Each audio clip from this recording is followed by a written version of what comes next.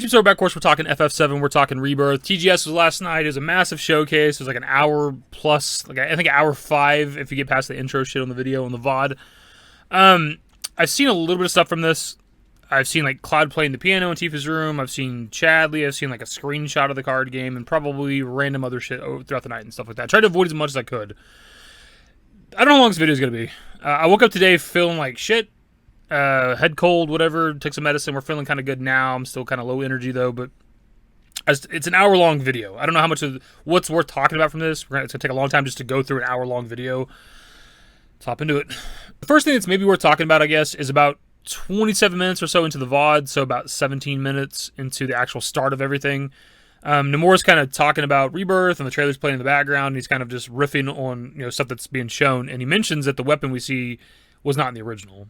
The weapon did not appear in the original. Well, he's kind of asked, and I don't know why, because like the stream was in like 1080, but like trying to download the video, I couldn't get better than like a 720 or some shit. That doesn't even look as good as 720 in my opinion. Anyways, it doesn't really matter. But Nomura's saying, he obviously says it after it shows the weapon, but he talks about that weapon being new, which isn't a surprise. I mean, I think I said that in my like trailer breakdown video, because the weapon that Tifa's seen looks nothing like any of the weapons we've ever seen. In fact, right before making this video, somebody mentioned on Twitter that they thought it was Abzu, and I kind of agreed. I was like, yeah, this looks more like Abzu than it does a damn weapon. The next thing that's worth mentioning, I feel like, is they go to like a little bit of gameplay, and they show like Cloud opening the doors, and it cuts to like that Summer Game Fest thing we see where they open the door to like the grasslands, and they're overlooking like the kind of open world or whatever, and they confirm that that's our group leaving Kalm.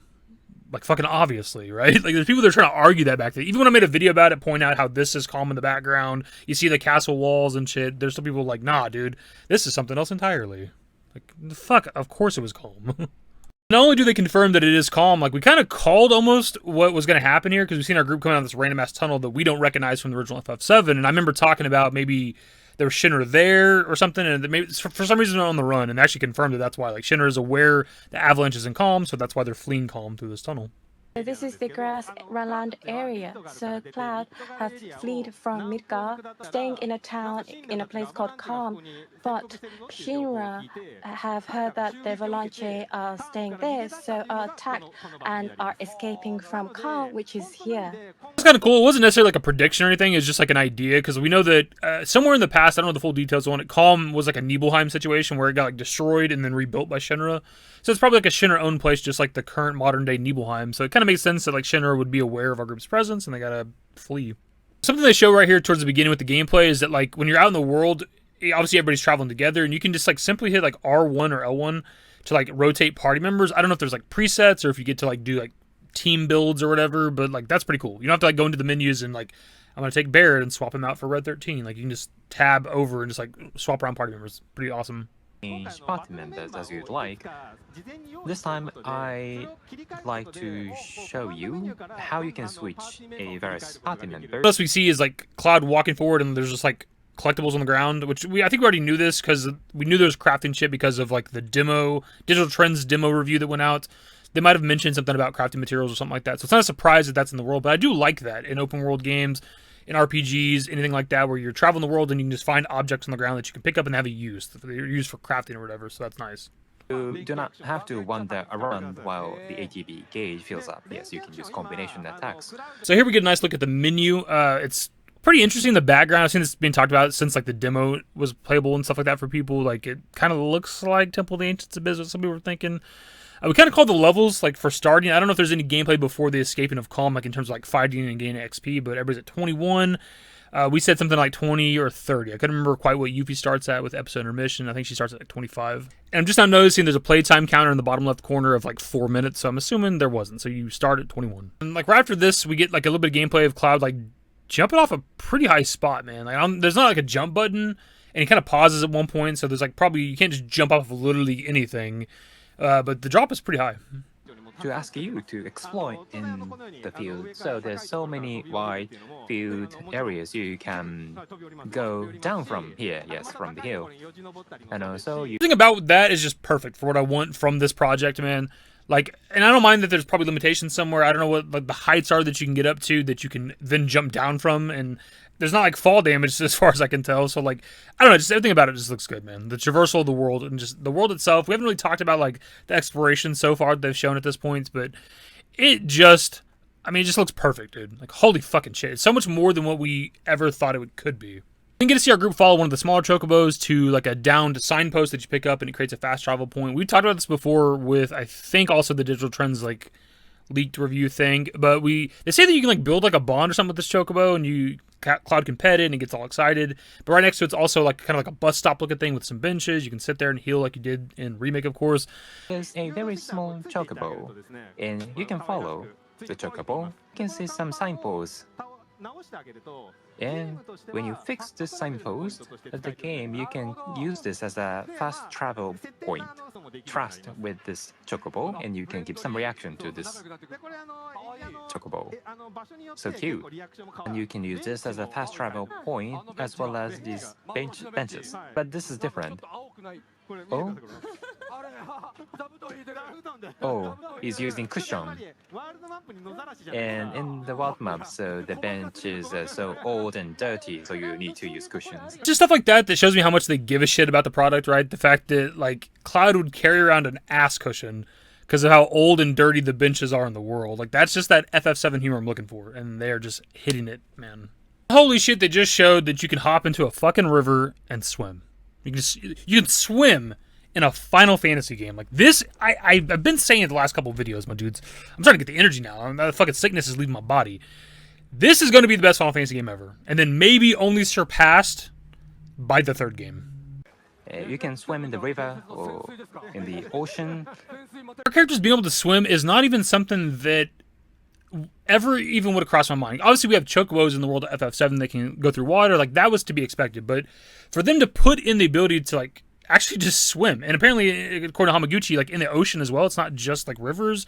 Maybe, like, when we get to Coast del Sol, we can, like, go out into the water a little bit. I don't know how far they're going to allow us to swim with our characters. But holy shit, dude. Like, this is just insane. Like, I wouldn't even, it's not even something they had to do. They could have made it like any other game where, like, you get close to the river, there's a fucking invisible wall, and you can't access it. You gotta, like, cross a bridge to get over it. Or maybe, like, hop across the river or something. But they allow you to just fucking jump in the bitch and swim around. Oh my god, dude. Also goes to Chocobo Ranch after this, which I want to put a little emphasis on this, because similar to, like, the Calm thing, like, we've seen Chocobo Ranch in the Summer Game Pass trailer. It's like the Red Barn. Whenever, like, Cloud's walking up to it, you can see, like, Aerith and Red 13 already there. But people were trying to, like, say it was something else, like it's like a fast travel location, or it's this, that, or the other. It's not Chocobo Ranch, and it's like it was always going to be Chocobo Ranch. Like, what do y'all mean? Like, people are just trying to like predict and theorize things all the fucking time, and they're just consistently wrong. Yeah, they then show us how you actually catch Chocobo when it comes to this game, and you just follow Chocobo tracks in the world, and there's actually like feathers along the tracks as well. Once you find the Chocobos, there's like a stealth mini game, which is kind of crazy, where Cloud's like crouched, and you gotta like go through like the tall grass. You gotta wait for like there's multiple Chocobos, and you gotta try to not be spotted by any of them, and then once you get to the chocobo that you're trying to catch, like you can like throw a rock to distract it, and you run up and just jump on its back and catch it. Kind of crazy, man. So how we're going to capture Chocobo in this one, are very careful so that we don't have ourselves in the side of Chocobo. So this is the first one, so it's very easy. Make a lot of opportunities, so you want to move when Chocobo's not looking, staring at you, right? So in this case, you want to throw a stone so that you're able to divert the view and capture during those times. So by throwing a stone, you're able to divert the view. So this is the opportunity.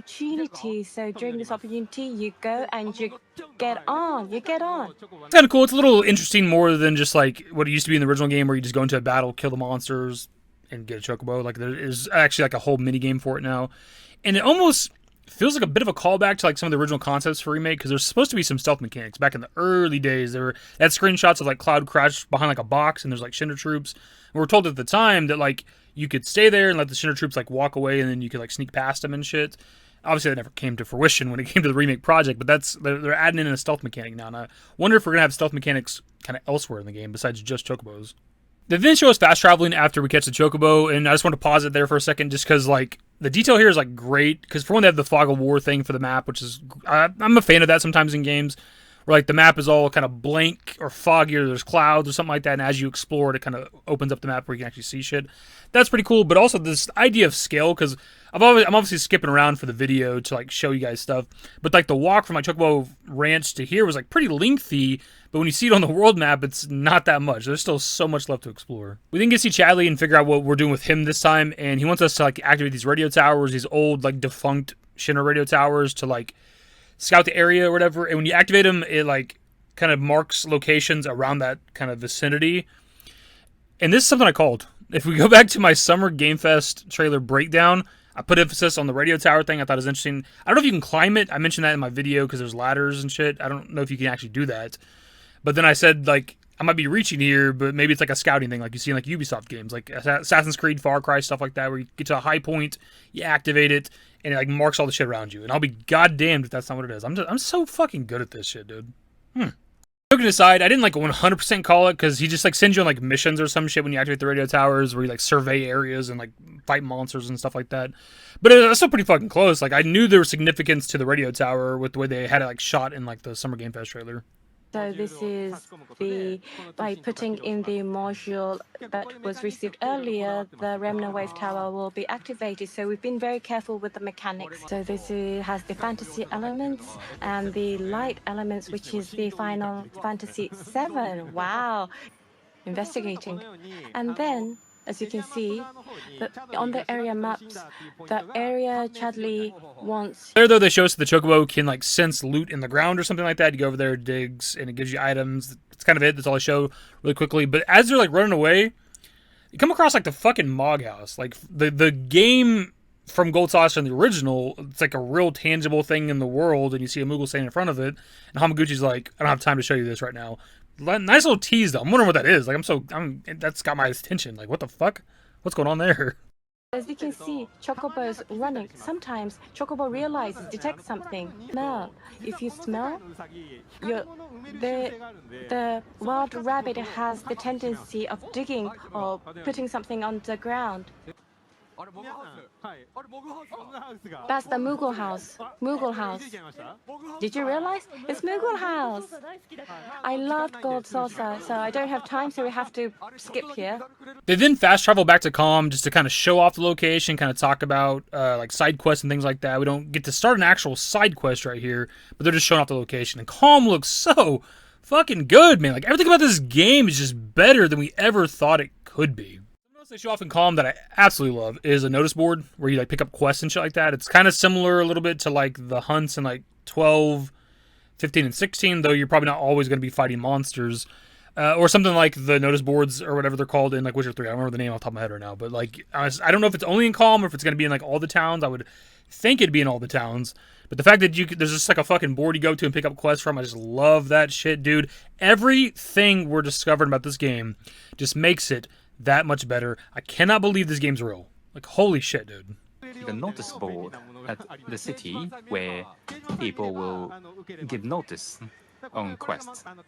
This is the notice board. When you see notice board, you can see some quests or requests on the board. So from here, you can start quests. As I go into the menus to like show us like the notice board quests and things like that, we get a quick look at like what the Kalm map looks like. So there's gonna be like individual highly detailed maps for each like location, each town at least or something. Like it looks fucking good. There's not a whole lot to break down from it necessarily, but it just looks really cool. Hamaguchi goes on to mention that you can have as many active side quests as you want. Like you can take on as many as you want and just complete them whenever you feel like it, which is nice because some games do have like a limit.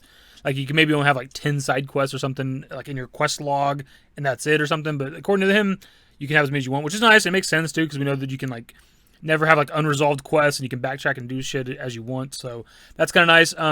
He also points out that you can fast travel to a quest giver even if you never visit a location. So like they pick up the notice off the notice board and you can go into your quest log, you can go to it and you can fast travel to that person, but it's actually a place that he's never actually been to. But that's kind of a nice feature that I think was in 16, right? Where like you can just fast travel to the quest giver. Like that's kind of cool they brought that in here. And it's cool that you can fast travel to a location you've never actually been. You can just continuously receive quests as many as possible, and you can complete tasks as you'd like. Travel where I've never visited. I haven't really touched on yet that you see a decent amount right here at the beginning of this like side quest they're trying to show off is like dialogue options, and I don't know what the significance of it is because it's all in Japanese and they've yet to explain it, and we're most of the way through this video at this point. But when he's talking to the character, you can like spin the stick like a different direction to like choose a different dialogue option. I don't know if that's like like choices or something for the way you respond to people, or what exactly is going on there. But it's very interesting. Definitely a hell of a lot better than Remake, where there are choices in certain aspects, right? But you've seen this quite a bit already. So I don't know. It's kind of cool. Original, I skip, or I not just characters.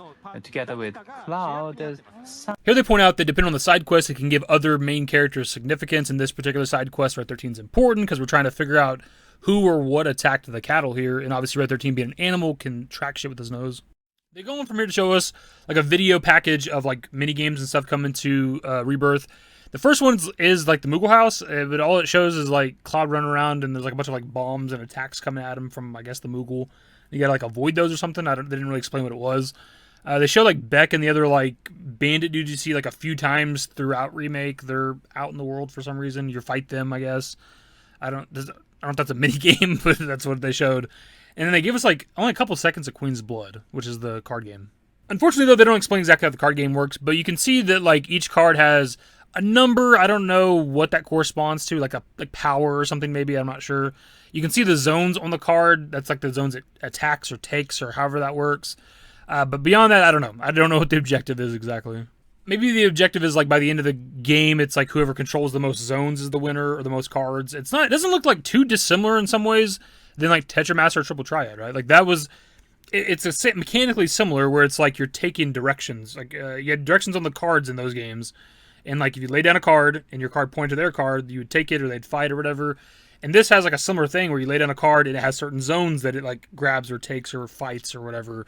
So I don't know. It looks kind of cool. I wish they would have at least explained it. Like just take like 20 seconds to tell me what this card game is instead of just showing like 3 or 4 seconds.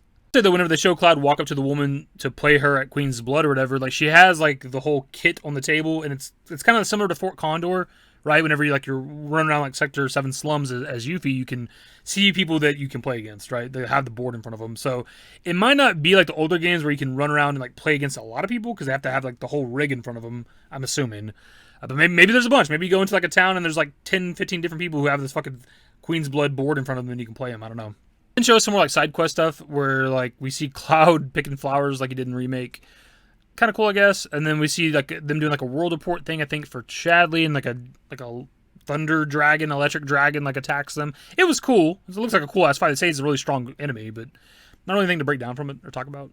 Here we have the piano mini game. It's like a rhythm game essentially. Like it lights up like the keys and the directions you got to like hit or whatever. So it looks fine for what it is. Like I think somebody did say though, like, I don't know if it's from this gameplay right here or like a screenshot or gameplay from elsewhere that like you can maybe use other characters. It might not just be Cloud that can do this. And then it rolls into what has to be the tease/reveal of Gilgamesh. We're seeing like this kind of Wu-Tai looking area, which obviously we know we're not going to Wu-Tai in this game, but we see this helmet, this red helmet. It's got to be Gilgamesh, right? Which that's pretty cool. That's something people were predicting. We talked about it before. I don't think we did like a video for it, but we talked about it within a video at some point. And it kind of makes sense. Like, Gilgamesh is in a lot of the Final Fantasy games in some way or another, but he's not in the FF7 story somehow. And we know that he can, like, travel, if we're talking about the lore of it all, he can, like, travel to different, like, dimensions or universes, however that works. And we've seen him with a replica of the Buster Sword in Final Fantasy XII, so if the lore adds up, he's been to the FF7 world, right? It's a fake Buster Sword that he has, but he's been to FF7 world to, like, look at the Buster Sword and want a replica of it, right? So it makes sense that he's here. It'd be interesting to see how he's handled. It's kind of actually it. Like, we get a little more on Queen's Blood. They talk about, like, there's a quest line for it. It's like a heartbreaking, heartfelt quest line by the end. And then they have, like, the comedian guy, I think he's a comedian, do, like, the piano mini game, and he plays, like, Air's song. And it looks pretty fun. It looks kind of complicated because you got to, like, a shit ton of different directions with each thumb pad or whatever. And that seems like you have a lot of coordination to hit that shit perfectly. But it looked cool. Looked kind of fun, whatever. But then it just kind of ends after that, after he does the mini game, and in the middle of people talking. So I'd seen some people saying on Twitter, I actually asked, like, last night I think it was, or today? I don't remember what it was. Fuck. Was there anything good shown? And people were saying that the stream cut out or something. So I'm assuming that's why the VOD that I downloaded, like, it just ends right there. So I don't know how much more there is or whatever. I don't know how much more information there is. There could be, like, all kinds of good shit that I'm not aware of. I don't know. But that's, like, the end of the video that I have. Although this shit was great, man. There's a lot of good shit that came out of this presentation. The video's not as long as I thought it'd be, considering there's an hour-long fucking show or whatever. Like, I thought this was going to be a grueling-ass video to make, but there's just really not a lot that had to be talked about, because they're riffing and just talking a lot, which is cool. And there's a lot of the stuff that they do talk about, we kind of already know from previous videos that we've done, discussions that we've had, and stuff like that. Like, it's been a lot with like the Chocobo farm section, but like we know how like the Chocobos work, right, and all that other shit. Like, we don't need to like talk about it. It looks so good, dude. Like, I mean, holy shit, this looks so good. Obviously, the video I downloaded, the quality's kind of ass, but whatever. We get the basics of it, we get the gist of it, we know what's going on. We just need the dialogue, anyways, for the most part. We need them to just tell us what's happening. The world looks so fucking good, dude. It's so, I mean, it's just so much better. So much goddamn better than we ever thought it could be. I cannot believe how, like, in-depth the locations are, how massive the fucking worlds are. Like, oh my god, dude, the exploration, like, and like watching them run around the world and then pull up the map, and it's just like this little tiny strip they discovered on the map. There's still all this shit over here and all this shit over here. It just looks so good, dude. I just cannot wait to explore this world. We didn't go like super in depth like we sometimes do. This is kind of like a mix of like a kind of a reaction / breakdown, because I obviously hadn't watched the presentation, so I'm like learning this shit as I go, like reacting to it, responding to it as I go. So it's kind of like a reaction, but not necessarily a breakdown, because we didn't stop it like and look at like background details, POI, and stuff like we do sometimes. It's just kind of a little more chill, a little more casual. We might have went hard as fuck breaking this down if we had a better quality video for one, but also if I wasn't sick. But speaking of being sick, like, I feel fucking amazing right now. Like, I feel like talking about FF7 and breaking this shit down, talking about it, like, cured my illness. Like, I don't feel like shit. I was like miserable at the beginning of this video, like, to a certain degree, not even looking forward to doing this video. And like now I felt great, dude. This shit like cured me. It saved my life. That's the power of FF7. But my dudes, that's gonna be the video. So what are your thoughts? You guys, I'm assuming most of you watched the TGS shit live last night. For one, what did I miss? If it cut out at the end there, like, what else was said after that? Was it just like them wrapping up, or is there more stuff shown? I assume it was pretty much coming to the end anyways, but I don't know. Although, what are your thoughts on FF7 Rebirth? I've said a lot lately, dude. Like, I legitimately believe this is like gearing up to be like the best Final Fantasy ever. There's just so much to this. And we've not even seen like a lot of story elements. Like, we've seen like the trailer, it gave us a lot of shit. We got this presentation that showed us a lot of the kind of the world, but like mini games and stuff. But like, we haven't even got to like the meat of the game, which is the story. And like, my god, dude, it already looks like it's the best Final Fantasy game without even delving into that shit. Lost my voice there. What the fuck? Anyways, what it is, that is the video. Subscribe to the channel if you guys are new. Social networks in the description below. Follow me on Twitter, @DavidYT. That's it. Bye. Used to care what people thought, but now I care more, and nobody out here's got it figured out. So therefore, I've lost all hope of a happy ending, depending on whether or not it's worth it. So insecure, no one's perfect. We spend it with no shame. We blow that like Coltrane. We in here like Logain, or leave it like Cobain.